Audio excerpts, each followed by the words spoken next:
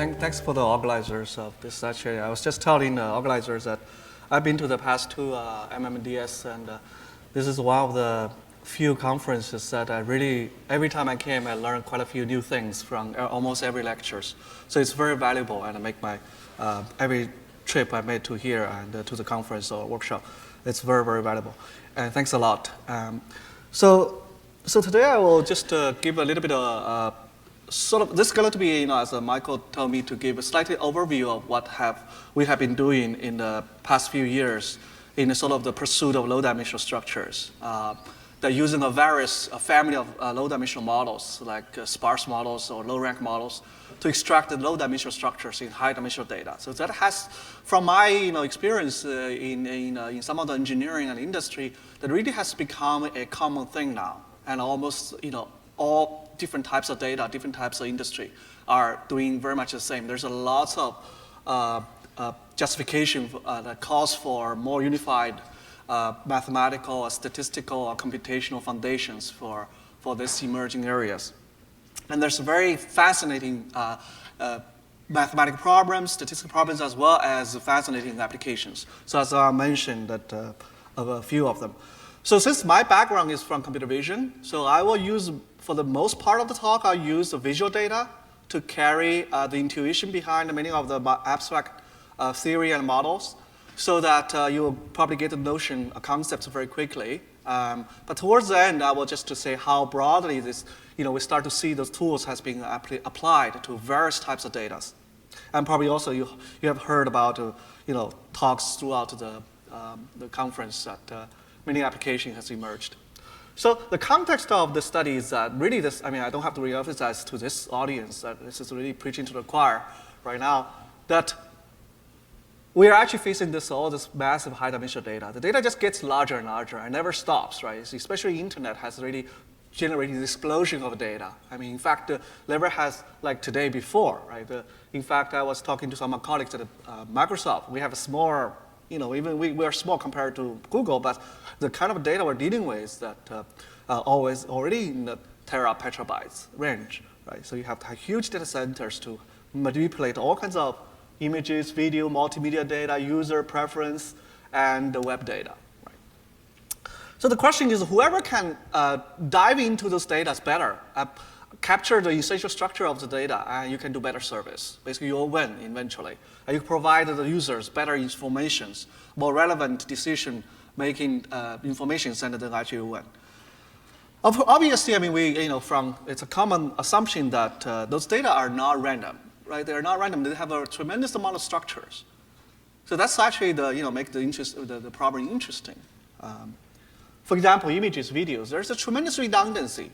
So they're not arbitrary. An image can be million by million, can be a million dimension pixels, but there actually is tremendous correlation between different images and videos, right?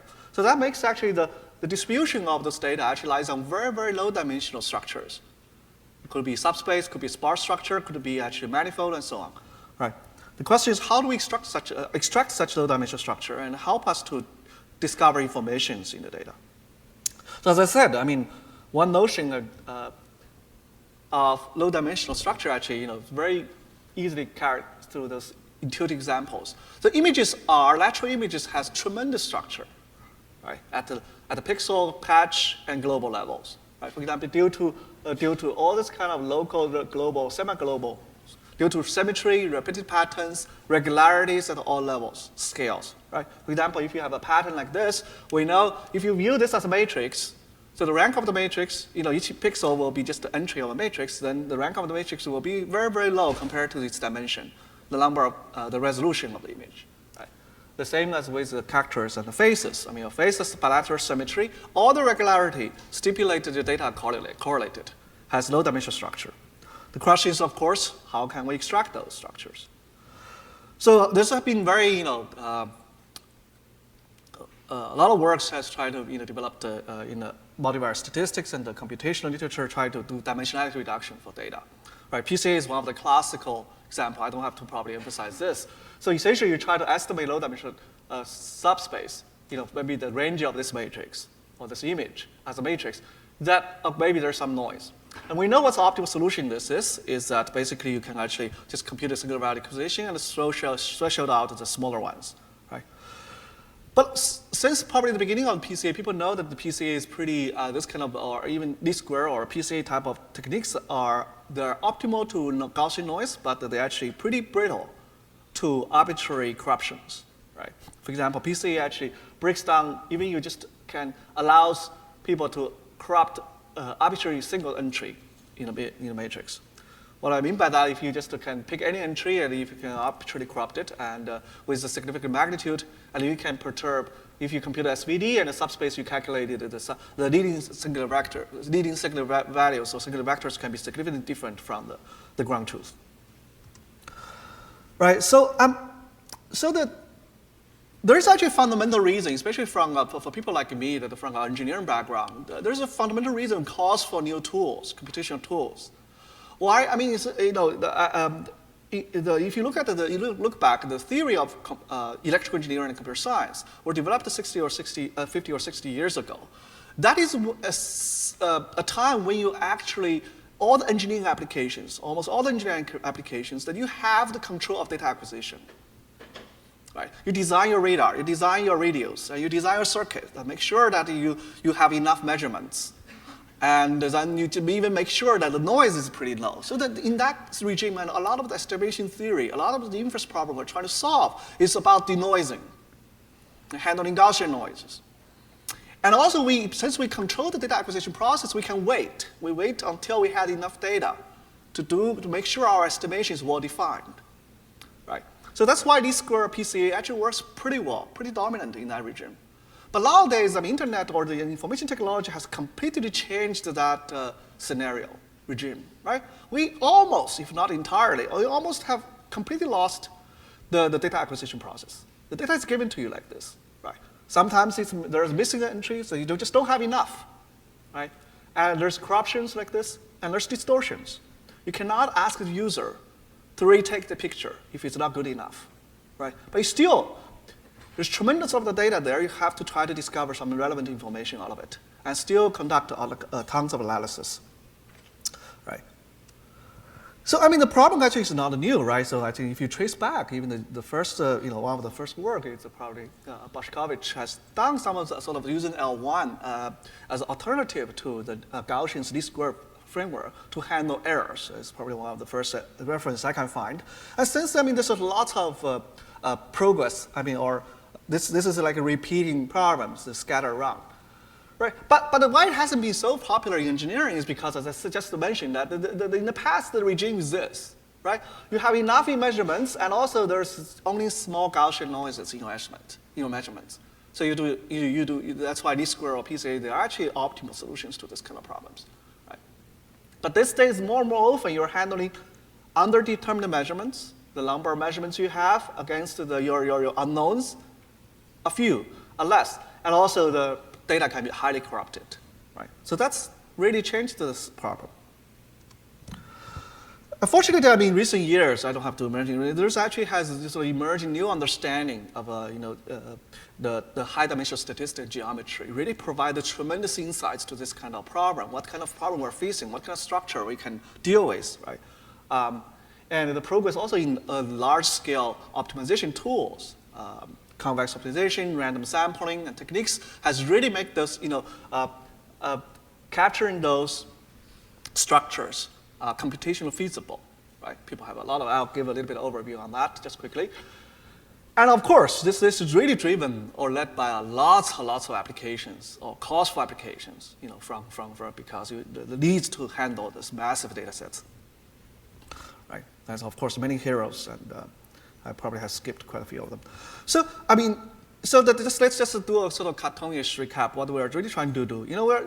We have data. Let's say, just think about it's a matrix valued data, right? It's a matrix, and we're trying, the true structure really, it's highly correlated to data, presumably, and the rank of the matrix should be much, much lower than its dimension. But of course, the life is much more complicated, that sometimes you actually get some of the entries, a fraction of the entries can be arbitrarily corrupted, and you don't know which ones. Even worse, very often you don't even get to see the corrupted measurements. You see a small fraction of it. And we'll see tons of examples. Don't think that we came up with this kind of, this is kind of conceptual problem. Turns out we are doing engineering all the time. Just we not even aware of we're doing the same problem. We're actually trying to solve this kind of inverse problem all the time, right? And we'll see examples. You probably hasn't realized that you're doing this kind of problems. And of course, more generally that you're dealing with, can have some linear operators on your observation could just linear operators on the low rank sparse and also maybe Gauss noise. And we'll talk about the other structures as well. So, of course, there's all kinds of related problems, right? So those are the inherently inverse problem. So basically, the unknowns is more than the measurement. So you really have to rely on some prior knowledge about unknowns in order to make the problem even well-defined, right? For example, for instance, the linear measurements of the sparse vectors. So that has really generated a lot of excitement in recent years, right? It's a very huge active area. Of course, so if the problem that the unknowns are sparse, at least the problem can be well-defined. But then turns out people also found out that this actually can be computationally very feasible. That's through convex optimization. This actually, under very broad conditions, you actually can solve this kind of very highly combinatorial problem of recovery sparse signal, sparse vectors. Despite that, in general, it's going to be hard, but under very broad condition, it's not. So you actually can do a lot of interesting things about them. Like I said, many times in engineering, that you don't even get to have this y equal to ax, x, this kind of simple regime. You actually facing corrupted data. Then you actually have to handle errors as well, right? So actually, of course, the same principle applies. This is one of our earlier work that you can apply the same kind of robust sort of lasso regression. And it works fairly well for application like face recognition and so on, because the data has very low dimensional and sparse structures. And you can try to do the same thing for matrices, right? So people have been doing this.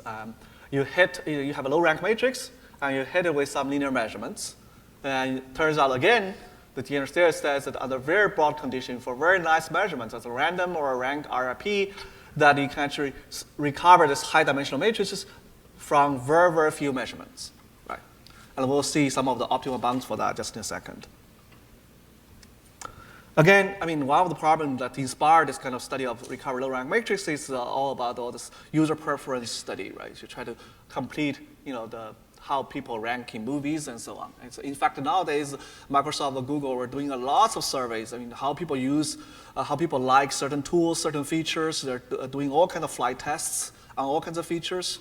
And that decides how much effort they can actually, how much computation costs they wanted to spend on each of the features that people use on the online search and the service areas. Because those actually could cost billions of dollars. So make a very good decision about how people like certain things, why people like certain things, is fundamentally important for business. Right?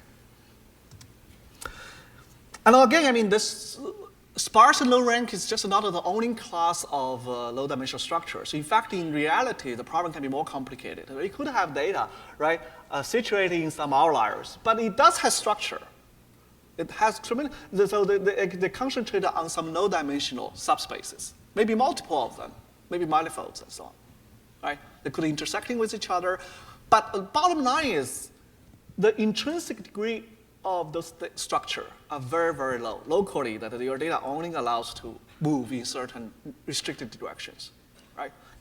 Comparing to the ambient spaces. So this is actually even the clustering problem. If you have a multiple substructure, then obviously you wanted to segment your data into different, their respective low dimensional structure. That's actually a clustering problem. Again, actually sparse representation actually plays a very fundamental role in this, including the recent work from folks here, Candace group. Show that actually sparse representation actually provide good theoretic guarantee, provide verifiably correct solutions to this kind of problems, and are also very robust, and are also computationally feasible. Right. So in this talk, I'll just use low rank and sparse as a beginning to talk about how we actually can solve this kind of class of inverse problem efficiently.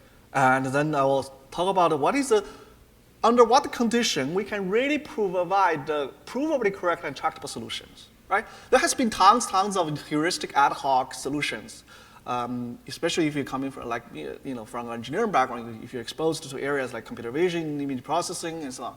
And there's just tons of algorithms proposed for solving this kind of problems. But they're really quite ad hoc sometimes.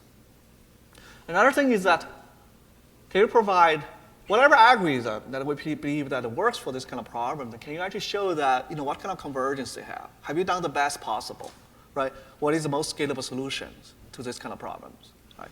And try to reduce the computational cost as much as possible. So that's actually, there's a lot of very good study recently that made progress in this direction. And of course, we'll talk about some applications. Shoot. Okay, I'll just do a very, very quick. So the problem is actually trying to decompose low dimension the matrix into low dimensional, low rank and sparse components.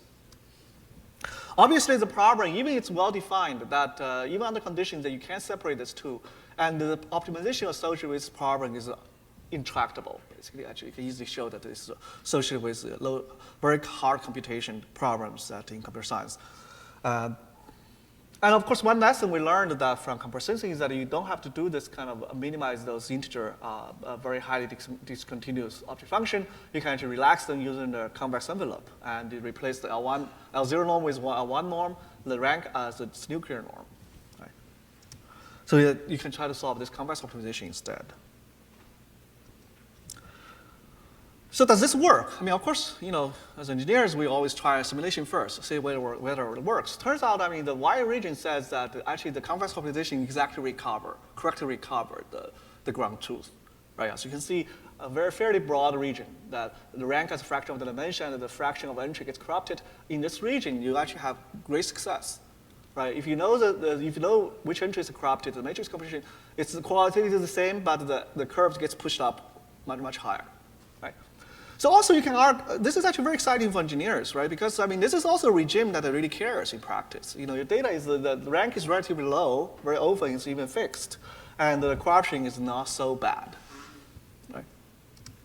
So the question, of course, is can you actually say something about this? This is one of the earlier work we did, is that indeed, actually, you can actually prove under fairly broad conditions that the convex optimization does work as expected. And so the matrix, well, just forget about it. Just think about it. It's a square matrix, Mn. And so as long as the rank is bounded from above as m divided by log m, you lose a couple log factor, but almost grows linearly proportional to the dimension of the matrix, and those are two constants. And also the error can be up to a certain constant fraction. We'll see how far we can go just in a second, how high the fraction can be. And solving this fixed convex optimization actually leads to the ground truth, give you the exact recovery of the problem. Right. The nice thing is that through the analysis, that the weighting factor between the nuclear norm and one norm is given to you. And we'll see, if I have time, I'll explain what that number means just in a second in the more broader general conditions. So also that sometimes, as I said, you don't even get to see the full corrupted matrix. You see, let's say 10% of it, right? Turns out actually, again, in general, when the dimension gets high, under very much the same conditions, that convex optimization recovers the ground truth. Right? This is a sort of a completion plus recovery. And if you know in advance that the error, the sign of the error, the magnitude doesn't really matter. As long as the sum is random, then turns out the probability of each entry can be arbitrarily corrupted, can arbitrarily approach to 100%. So in a way that, although in the earlier justification we proposed to do this, that using a one norm is try to correct the sparse errors, but actually you get more than you asked for, right? At least in certain scenarios. And we'll see real examples later. Indeed, you actually can correct dense errors. You can error like far beyond 50%, 80%, 90%, as long as your data has a good structure. And of course, you can also combine hit with some dense noise, but in this case, you cannot expect to recover the exact solution. But you very much the estimate will be bounded, away from the statistical error will be just proportional to the noise you added to your measurements. So this is sort of combination of robust PC and noise. And of course, I mean, this is about the previous, this is about take entries, right? Take the 10% of the entries. What about the more general measurements? If I'm allowed to take random measurements of the corrupted matrix A plus E, how many measurements I need, right? Turns out, again, you have a compressed sensing type of phenomena here. Even you are dealing with the superposition of two low-dimensional structures. Actually, we'll generalize this later. You'll see that this is not just limited to the sparse and low-rank models. Actually, for very big family of structures, you should expect the same phenomena, right? Again, so for compressed data, you can project this data onto some low-dimensional subspaces. Again, the convex optimization will give you. And the overhead of measurements is just a log factor above the intrinsic degree of freedom of your unknowns. So that's sort of the nearly optimal bound you can code for. And the convex optimization will always work. All right. This has been a very, very active area in the past few years, right? As we see that the simulation suggested that below this curve, everything works. There's been a lot of theoretical progress. In fact, last slide I was updating the picture. I mean, there's the work from Joe Traub and Caltech has also made progress in this region and so on. Provide good theoretical guarantee. So basically, the green area is where that we already know there's good theoretical guarantee. You can actually expect the convex optimization to work. And of course, we still have some way to go. Try to characterize the full the breakdown point curve if it exists. Right. So the theory has been very encouraging. I mean, has grown very, very fast in the past couple of years and providing a lot of excitement. But for engineers like us, is that, well, there's still a little bit of sobering fact, right? So in that, fine, optimal control, the convex optimization is good, but it's not a picnic either, right? For example, many of the applications you'll see later, where I'll show you, are in the range of your solved matrix, in the range of 1,000 by 1,000. So if you have a 1,000 by 1,000 matrix, what's the dimension of the optimization? 2 millions, right? You have 2 million unknowns, A and E together. So it's a very sort of bad news for computation, even you know this is a convex optimization, right? It's high dimensional and long smooth. And it's sort of all the conventional wisdom we had about optimization suggests this is a very bad thing to do, right? It's high dimensional, meaning that all this, second order method is very much out of the window because it doesn't scale very well. And also, if it's not smooth, hence that you actually, even you do gradient descent, you should expect in general, your algorithm should converge very slowly, right? Meaning that the computation costs can be very heavy. There's some good news after a little bit of examination of the problem, at least for those kind of norms. The sub-problem actually turns out has closed form solution. So basically, if you fix A, just solve for E, or fix E, solve for A, the alternating minimization actually turns out has very nice, simple closed form solution in most of conditions. So that's just the pseudo soft thresholding. I think probably most of you knows. So around these two ideas, I mean, we know the sub-problems are good. So people have come up with all kinds of gradient descent algorithm, iterative thresholding, accelerated processing gradient, and so on and so forth along those years. They all belongs to the first order gradient descent algorithm, but they get faster and faster, try to cut down the number of iterations, and it works better and better, right? So for example, one of the algorithms sort of is the sort of simple algorithm because it's using just alternative minimization for the augmented Lagrange multipliers. Right, so you end up with an algorithm like this. It's just a very simple algorithm. Everybody can implement in 5 minutes, in my lab at least. So this is just do a singular value decomposition and threshold out the singular values. Do a soft thresholding of the singular values. And then also this is just shrink each entries of this matrix. And just updating, repeating this process. And it will guarantee to converge and converge very quickly. Right? So just give you an idea that even for the size of the problem in 1,000 by 1,000 matrix, that's about 2 million dimension optimization. And how big difference, those are all the different iterative algorithms, gradient descent algorithms. So the number of iteration, goes down from nearly 10,000 to about 20 or a few dozens. And the speed up can be several magnitude. So this is actually, the progress has been also very exciting. In fact, many of the examples you saw later is because of these progresses. And not just good news. I mean, this is just empirical, right? Fine, we find better and better algorithm, faster and faster algorithm. But why? Why we should expect that the algorithm works so fast? And if you plot the convergence in the log scale, you actually see those algorithms actually converge linearly and geometrically. In the past, people only know that unless you in a convex optimization or do gradient descent, unless your functions satisfy something global, very strong convexity or smoothness, you should expect this thing to happen. But as we said, the problem is not, right? The problem is non-smooth and also not strongly convex. But turns out, they satisfy certain conditions called restricted strong convexity. And precisely because of this, in fact, this is for all decomposable structures, not just sparse and low-rank models. And you should expect even gradient descent algorithm to have geometric convergence. So this is sort of a new realization. So from seemingly bad news, even for computation, for algorithm, actually end up some interesting insights to why things work so well. Right? So it's sort of we're at sort of the best, that we hit a sweet spot for this kind of class of problems. Not only that the convex optimization are guaranteed to work, in fact, even non-convex optimization probably works even better. Some object function has been proposed that works even better, has a bigger range of working range. And not only that, even the algorithm, simple gradient algorithm, seems to converge very, very fast. So you expect them to converge very, very super linearly, actually. Okay. So this actually has this kind of really the development in algorithm theory has really inspired us to look at can we have some fun, right, with this kind of data, this kind of tool, sorry, right. So I'll start, as I said, I'll start with just images. We'll just go through a few examples, just hopefully that make you probably just give you some ideas how some of the models and the tools can be applied to solve some of the real problems.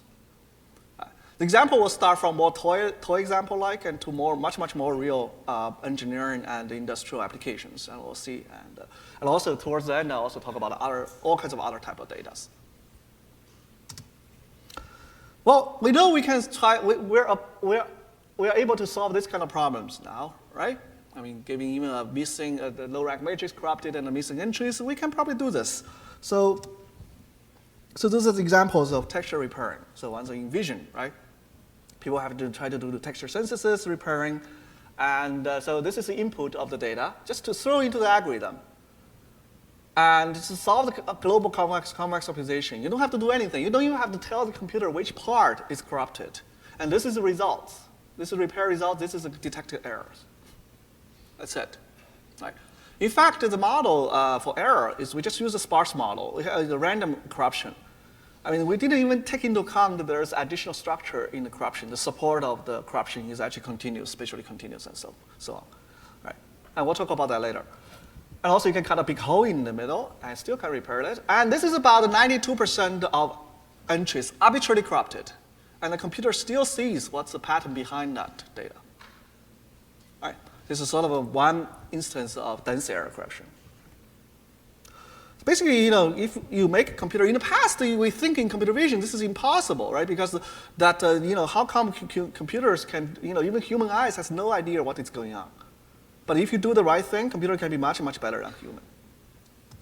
Right? And this is kind of do some comparison, right? This is some building facade, and you throw some things in front of it, and this is output. So what do you do if you wanted to repair textures in Photoshop? If you open up Photoshop, well, you have to cut this out very precisely and tell the computer that's a part I don't like, and you will do some repairing. Even that, I can see that this part is not perfect, right? It doesn't have the global structure. It doesn't keep the global structure. It's using local patches to do synthesis, right? It has no regard of what is the notion of floor and notion of correlations. And also, you can do more real data, like this building. There's a traffic sign you don't like. Again, in Photoshop, you have to mark out those regions you don't like very carefully, the light pole and so on. Even after that, this very much completely screwed up the perspective distortion of the structure. And here you actually do almost a perfect job. At least human eyes, you cannot tell the difference. Right? And you can do this kind of things. By the way, here you don't have any patches local. I mean, you don't have any features. You don't have to call. There's apps. All the examples you saw today, I can promise you, all the examples you saw today, we don't do any image processing. We don't do any feature, local corner, edge, shift, nothing. Just move around the pixel, right? Just model your problem, solve the global optimization, you're done, right? And very efficiently and very accurately. And also face recognition. I mean, well, it's kind of something I said, in the past, if you can control the data acquisition, then you don't have to, you deal with noise. But that's not entirely true. Even for your application like face recognition, right? Even you very, very carefully control the data acquisition process, you still get errors, right? Because of self-occlusion, shadows, specularities, right? You still have to deal with those, right? To remove them in order to do better face recognition or face reconstruction algorithms, right? So this is results from, actually this is a real result. But, so you take a multiple picture of the same person under different lighting conditions, and you try to recover what is the intrinsic image without occlusion and without the specularity. See here, again, we don't do anything. Just stack those images together as pixels, and then every column is a new picture. That's it. And you throw it into the algorithm. By the way, the algorithm doesn't even have any pre-parameter for you to tune, right? Whatever you put in there is what you get, right? You don't get to change anything or tune anything. So again, I mean, this kind of scenario has been very useful for capturing 3D because you probably all this Microsoft sell all the Kinect camera is really relies on capturing 3D geometry, right? So this is so that camera acting in a similar principle. You shed some light into the 3D, you probe the 3D, and you from the recovered image, the picture you see, you try to recover what's the depth of the scene, right? So here's, again, its problem is exactly that. This is a real data that you can see that no matter how well you control the lighting comes from different directions, there's 20% of shadows. Basically, they have no measurements, and 10% or 13% of specularities. And yet, the data that give you the shape of your surface has to be a low-rank model. Why? Because your face just think about your face is low-pass filter. When you shed lights on it, it's not as shining as a plastic bottle or something, right? So the ground truth should be some low-rank models. And actually, as you see that in the past, people think if you get a 1 degree of error, that's already good enough, right? They use all kinds of robust least square and thresholding, robust statistics to do this kind of problem. But you can see that you just do a global optimization, you improve the precision by nearly 2 magnitude. That's it. Basically, so for the first time, you feel that you did the right thing, right? You get the right information. And also, another source of redundancy is really in videos. Right? Video is highly redundant data. Right? Now, even once you understand how video works, you really wonder why the heck we want to capture all the frames. Right? So many pixels. So if this is the surveillance camera in the airport. As you can see that you just stack each frame as one column of matrix. There's a few hundreds of frames. You just throw into the algorithm, go to back out of the background and of the foreground. Whatever is moving, whatever is violating the low-dimensional background model gets kicked out. So is this real? I mean, sometimes the camera is fine. You say that this case is sort of contrived because the camera doesn't move, right? The background is sort of simple. Well, turns out we're doing this all the time. Right? Fine, you have a moving camera. What do people do with moving camera?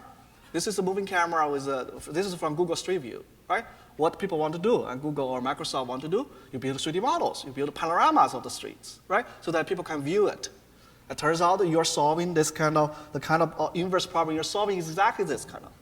So you align each frames, and of course, since the field of view is moving, the overlap disappear, right?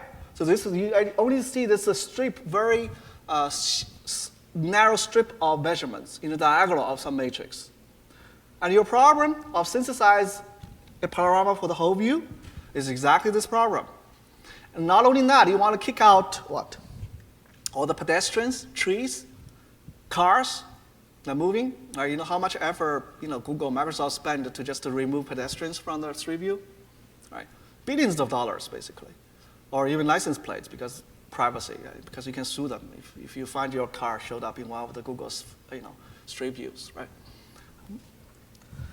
And so this is actually comparing to, people used to do this kind of things using stitching. This is using SIFT. This auto stitching is from the David Lowe's using SIFT features to do.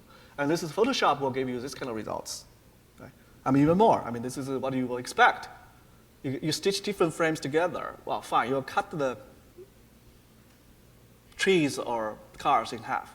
But now you actually get a very, very beautiful panorama. Or everything that is inconsistent with the background gets completely removed. And even this guy's Photoshop will give you this kind of things. Here, this is the guy, right, sitting there. So basically, you literally have someone has to mark it and remove that guy from the. So I'll skip that video and just essentially showing the same more results on the Street View, Google Street View, and Microsoft's Street View synthesis. So this is a problem we saw. Already, if you can solve this class of problem, it already has lots of applications, right? But in practice, the problem is even more complicated, right? Sometimes you don't even get to see this darn thing. I mean, you see a projection of the matrix onto some low-dimensional subspace, and also you see a deformation, distorted version of it, right? It's not that I came up with those ideas. It's that you'll see those are actually come from real examples, problems. Right? For example, I mean, human eyes, we're very good at this kind of problem. You see this picture, immediately you know exactly what's going on, right? There is some texture rotated, and but unless you actually undo the deformation, you align the matrix precisely to the pattern, intrinsic pattern, you don't even get to see this pattern and the corruption, right? So the problem is that you really have to undeform, undo the deformation that apply to your data. Find the tau such that you get to see the low rank pattern and the sparse pattern. Right? This is actually a more real problem. Our human eyes does this very well, right?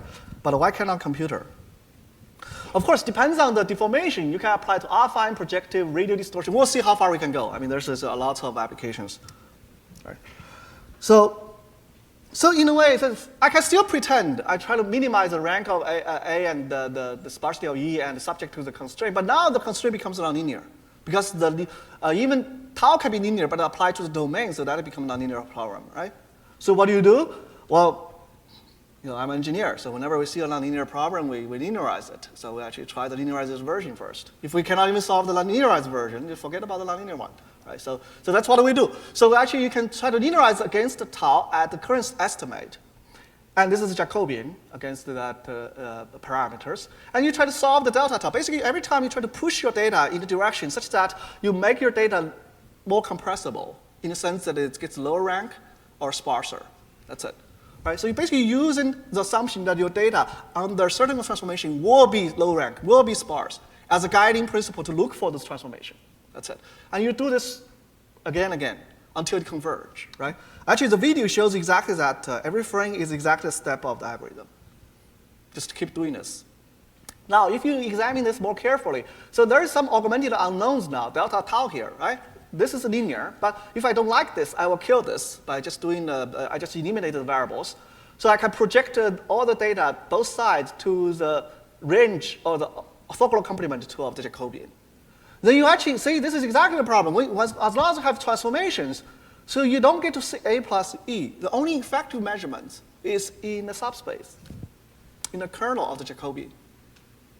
Right? So you actually solve this. We'll see, why this works. But for now, let's just, it works, right? So we'll explain that later. But we can just have some fun with it. So this is just, so people have been talking about every textbook in computer vision tells you, it shows you example of, see, human eyes can detect shape from textures, right? You detect the orientation of this texture very, very precisely. But the book will never go on to tell you how to do that by computers, right? Here is the solution, right? So so initial is always red window, which is a bad matrix. Just think about it. Then the algorithm will push to the green window automatically and give you the geometry. And the video frame shows exactly how the algorithm converge. And this is no search, random search, whatever. It's just greedy descent. That works very, very well. And you actually do this. Again, here, of course, you can detect some corners, edges, do some robust estimation of the vanishing points, and so on and so forth. But the point here is that you don't have to do any of that, right? And it's highly robust, highly accurate. And even if you have a curved surface, it doesn't really matter. You just add a few degrees of freedom to the tau, right? Including the camera position, the shape of it belongs to some parametric class, some degree of polynomials. Here, pick 5, 6, 7 degrees. It's more than enough. Then in the end, once you undo all the deformation, the algorithm will just, you get the camera pose and the shape precisely, right? And this is just one video shows that process.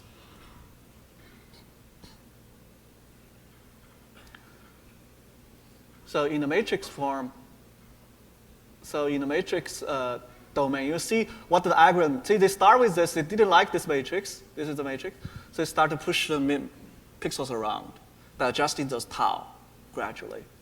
And you end up with a very, very regular pattern that the algorithm likes. I think that I can compress this thing. Then in the end, you get, So in that process, remember that you get the tau as well, right, the deformation. So the tau contains the camera position, calibration, and the shape of the scene. That's it. And then you can do all of the, because the optimization is on the pixel level, you get pixel accuracy, right? And if you do some virtual augmented reality, you cannot tell the difference.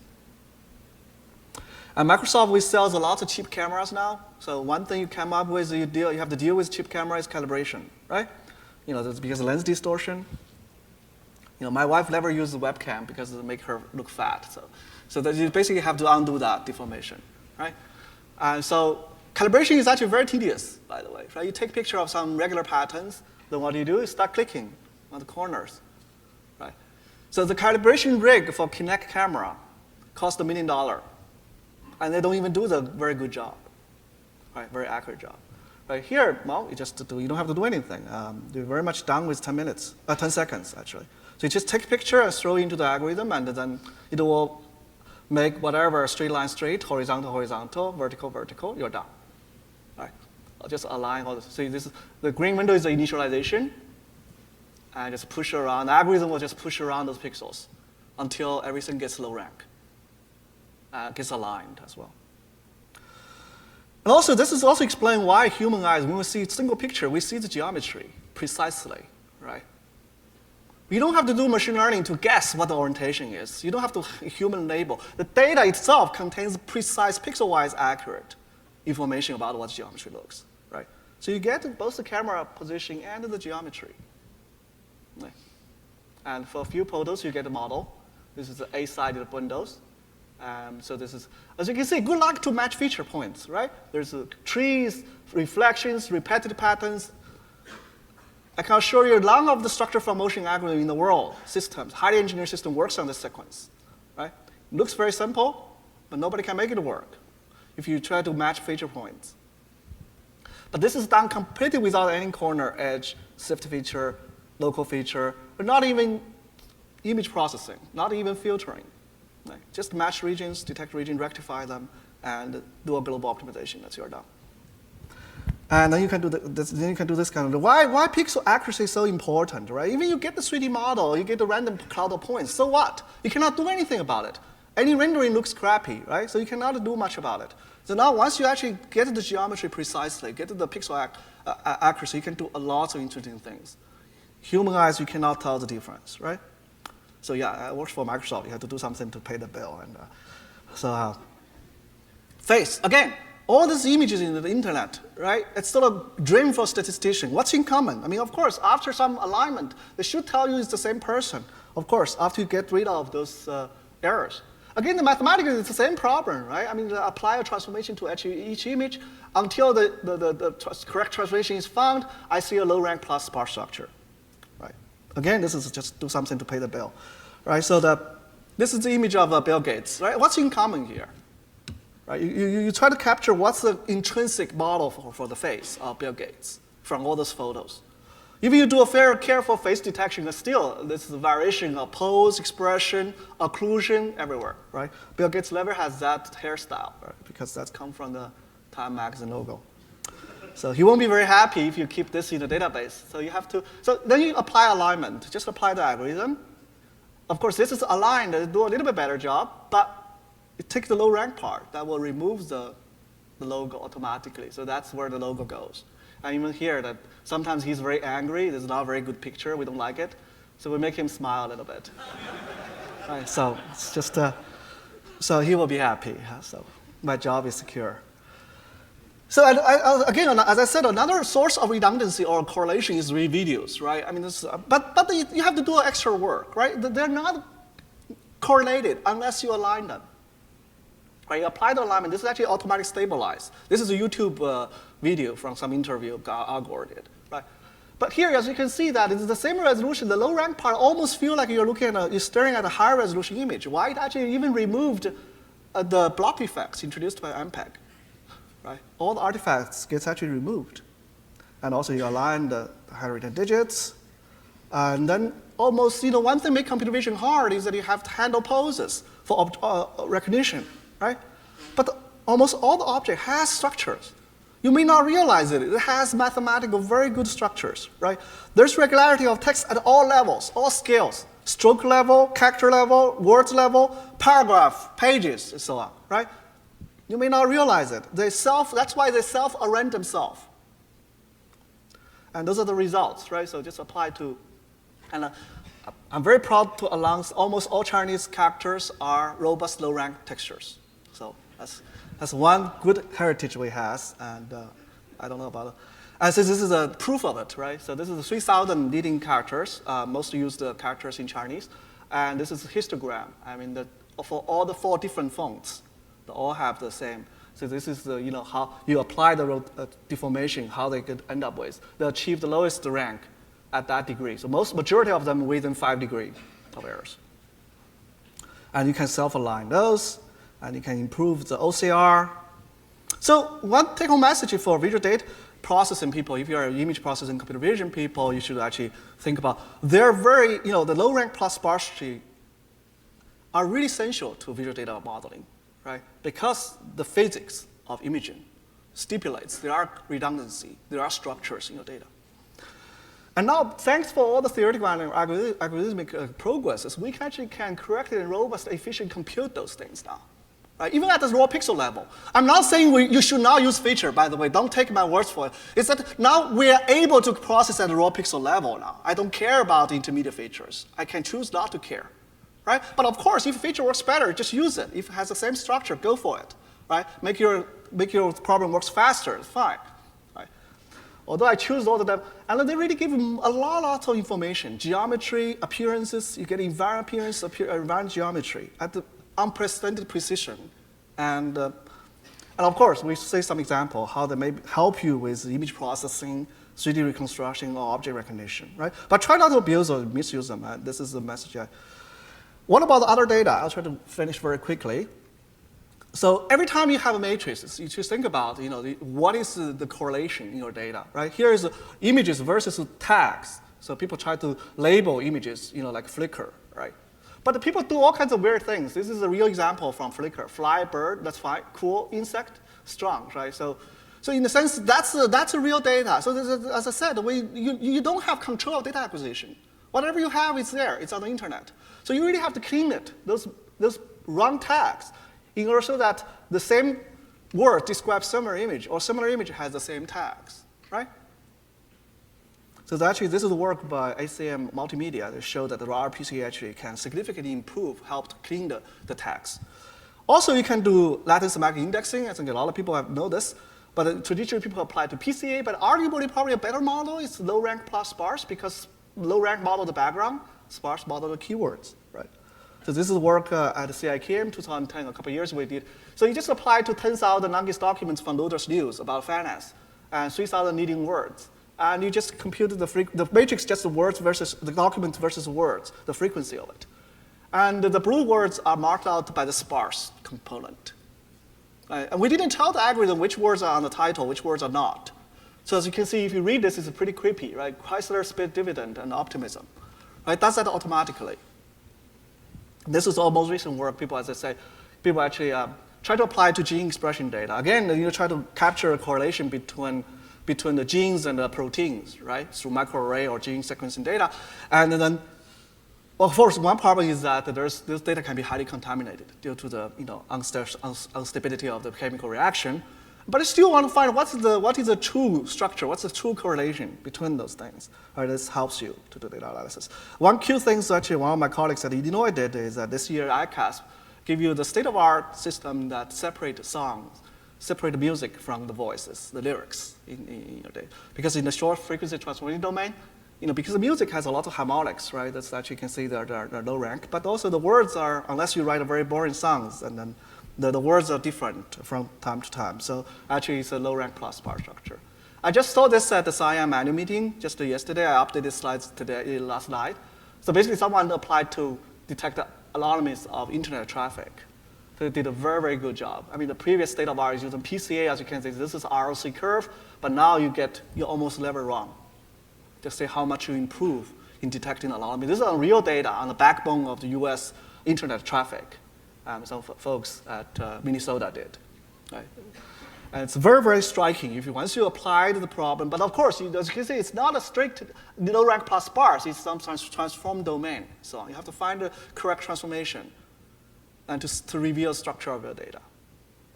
And sometimes you have to manipulate the data a little bit to see the structure, right? Individual frame doesn't have this, but once you superimpose the gates, and actually helps you to see the pattern, and also despite which angles you're looking at them, you can always rectify. Get rid of the deformation. Yes, I'll be really quick. And also robust filtering, right? So you can handle corruptions now. Actually, this has started, the whole low-rank minimization basically started from work from here, actually, by Marianne Fazel and Steve Boyd. And now, actually, hopefully, we can actually dealing with gross sparse errors to make robust, common filter robust. And even graphical model learning, right? I think there might be a lot of graphical model learning people here.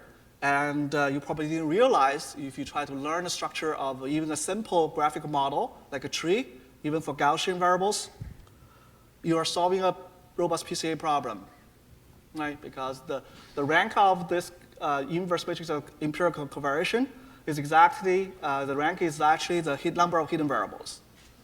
The sparse pattern is exactly conditional independence given the hidden variables among your observations.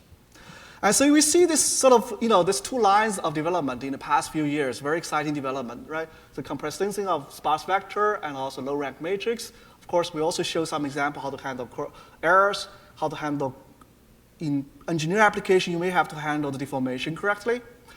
And also more general measurement model is like that. So in mathematics, we have a saying, right? So if you see something, idea work once is a trick. Idea work twice to become a method. So suggest something universal. Turns out exactly true here. So actually, there's a family of low-dimensional structures. They call the decomposable structures. All have this kind of property. You can recover them through compressed measurement, through using convex optimization. Not only that, not only individual structures, you can also add them together. You can have the superposition. They can add them together. You still enjoy compressed sensing, right? There's a lot of work actually they try to capture this much larger family of low-dimensional structures. Potentially, they can capture spatial continuity and so on and so forth, right? So, and also you can infer all the kind of structure sparsity from submodular functions and so on. And again, I mean, this is and there's also very recent results from McCoy and Chop, and even the decomposition of sparse and low-rank structures. Right? You should expect them to work under fairly broad conditions. So this is actually why I saw that there's this kind of excitement around this area, that also low-dimensional model estimation. That there's great, good, clear mathematical theory guarantees that which regime that this method work. But also there's associated with very, very efficient computational method, convex optimization, random sampling techniques, and so on, first-order algorithm, very scalable, very fast algorithm, with provably convergence rate, optimal convergence rate, right? Again, for me, that's great news because we have all the data and we have all the applications we can try once we can process this data. So this is actually just some key references that are associated with my personal work, but we have this website which lists almost all the work up to date that in this area, and also with code. Almost all the algorithm or example you saw in my presentation, you can find a sort of vanilla version of MATLAB code that you can try it out. And if you have any question, you can send me email. And those actually, as I said, it's by many, many collaborators and students. So it's not just a one technical problem. So that's actually by many, many heroes. And those are actually true heroes. My former student and also Amanda Candace here, one of the collaborator on this work. Yeah. Thank you very much.